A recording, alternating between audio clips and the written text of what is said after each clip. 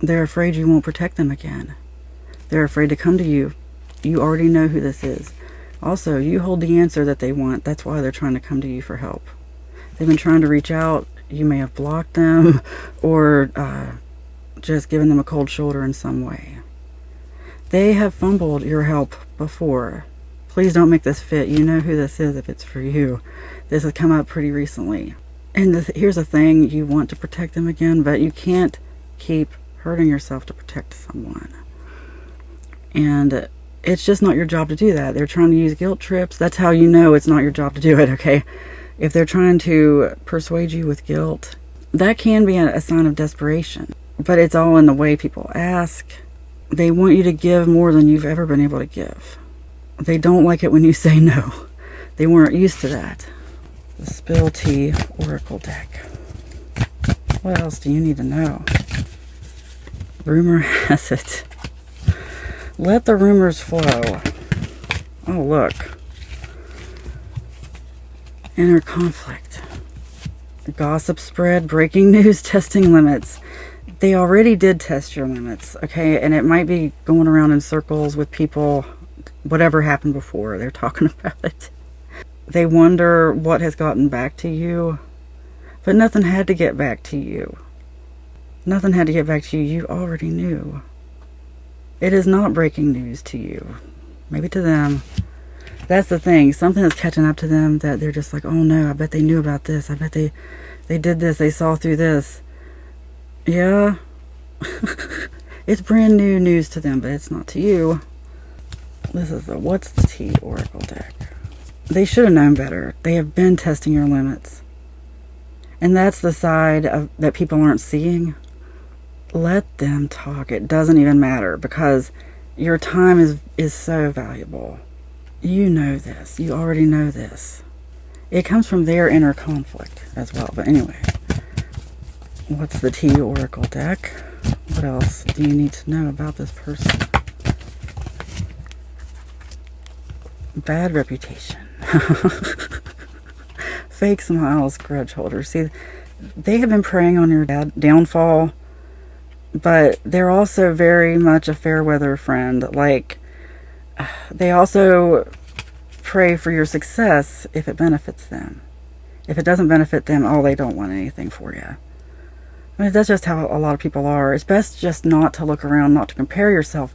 That's where this usually starts. If you just stay focused and don't worry about what anyone else is doing, just do what you're doing. Be confident enough to do what you want to do, no matter what anyone thinks about it.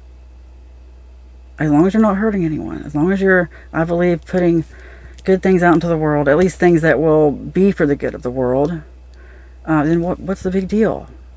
There's no reason to go out here hurting people and making a career out of gossip. That's the problem. It's a lot of people, look, a lot of people you're starting to see fall. It's been happening for a while because gossip is dangerous. It's best not to build a platform on that kind of stuff. I understand giving somebody a warning, okay? I understand that. At times, it may be a last resort, but it should never be a first resort.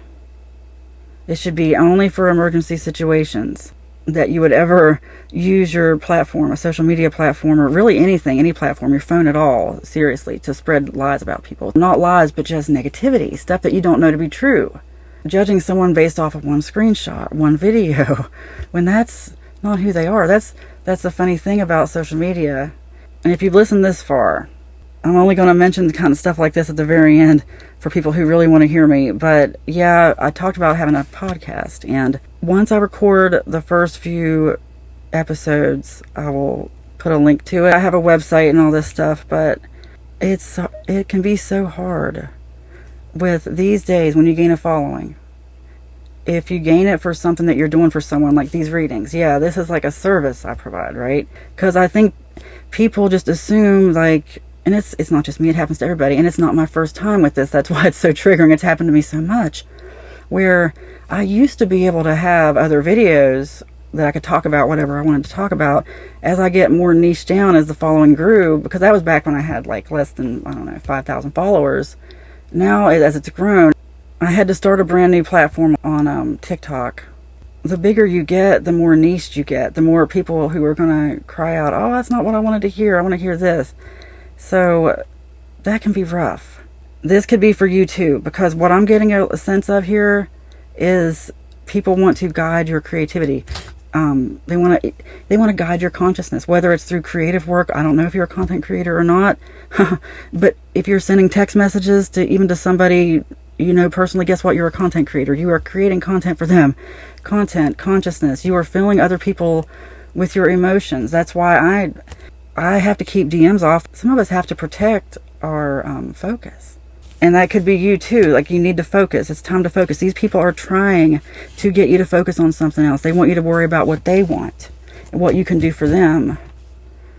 And maybe you are happy you can do stuff for them, but you can only do it for a certain amount of time every day, or it starts to trigger you. Because then it feels like, anyway, you are jealous of no one. This is what I'm saying. Don't look out here. Don't compare yourself. Be you. Be original. Compare yourself to no one. More on that to come. You are jealous of no one. It is spoken. It is written. And so it is. Amen.